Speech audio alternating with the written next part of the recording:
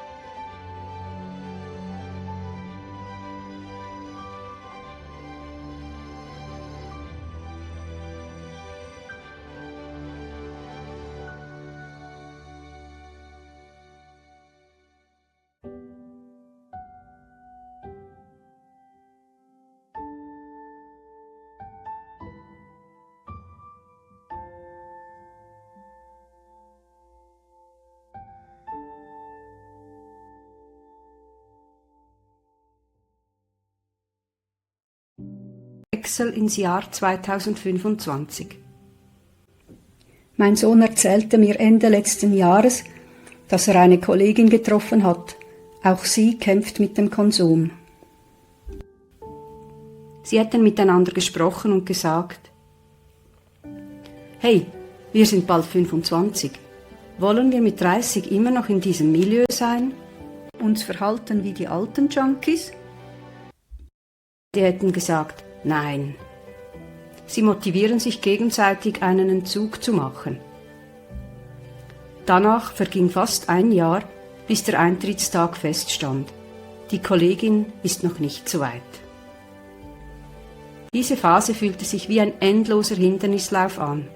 Es gab Überweisungen, lange Telefonate, endlos lange Formulare und Wartelisten.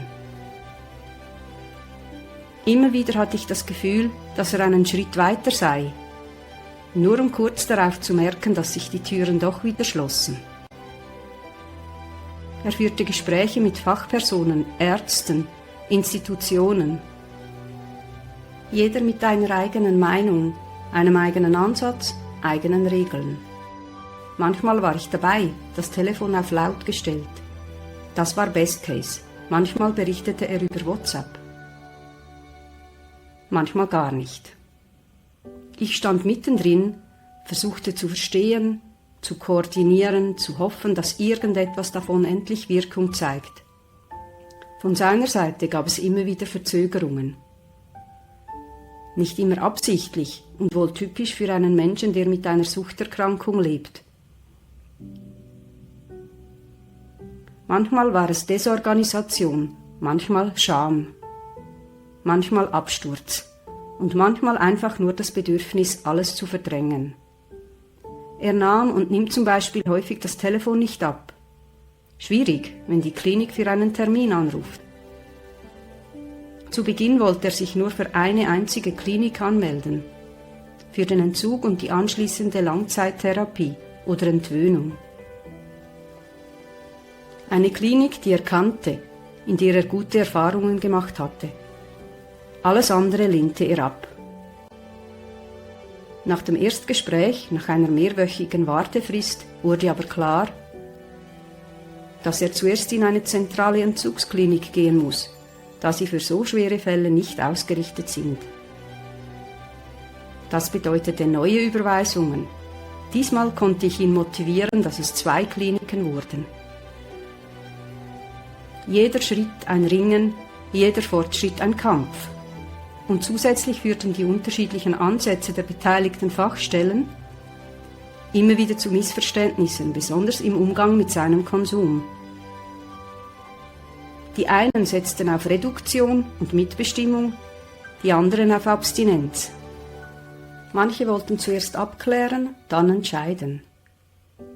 und er bewegte sich zwischen diesen Systemen hindurch, manchmal unbewusst, manchmal sehr bewusst. Irgendwann während der Wartephase nach dem Erstgespräch sagte er mir, dass es mit der ersten Klinik wohl auch nichts für die Langzeittherapie werde. Er müsste mit einer bestimmten Substanz auf 0 reduzieren. Das wolle er nicht. Jede Absage führte zu einer Neubewertung seiner Situation, wieder von vorne. Und jedes Mal gingen aus meiner Sicht Wochen verloren, manchmal Monate. Die Suche nach einem neuen Ort für die Langzeittherapie war schlussendlich nicht prioritär, da er merkte, dass er 2 Entzüge kurz nacheinander braucht. Er nahm pro Tag über 1000 Milligramm Diaphin, pharmazeutisch hergestelltes Heroin, zu sich und muss die Opiatmenge zuerst auf ein tieferes Level bringen, bevor er in die Entwöhnung wechseln kann. Ich fürchtete die Zwischenzeit zwischen den Entzügen, er nicht. Im betreuten Wohnen wurde es irgendwann ernst. Es kam zu einer Kündigungsandrohung, weil Regeln verletzt wurden, weil sein Konsum Grenzen überschritt. Diese Bedrohung im Raum machte alles noch instabiler. Bis zum 21.07. musste er den Entzug begonnen haben, damit die Kündigung nicht ausgesprochen würde. Jedes Gespräch dort fühlte sich an wie ein Balanceakt. Wenn meine Gefühle mit mir durchgingen, dann sah ich ihn obdachlos.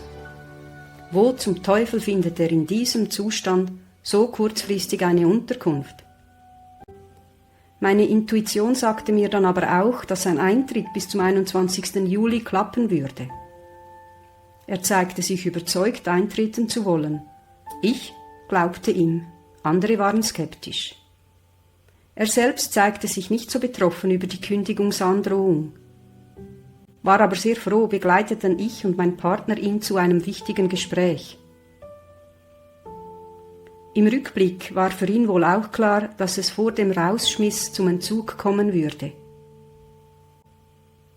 Für mich war es eine Phase voller Chaos.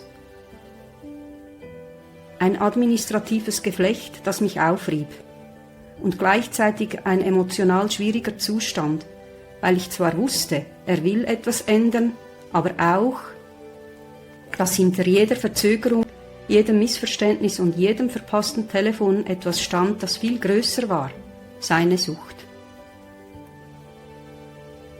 14. Juli 2025. Mein Sohn tritt heute um 14 Uhr in die Klinik ein. Sein Zustand ist nicht gut. Er konsumiert Diaphin fast nur noch intravenös. Er hat kaum noch Venen, sucht sie mit einem Gerät, das sie sichtbar macht. Dazu Benzodiazepine, Dormicum, Cannabis.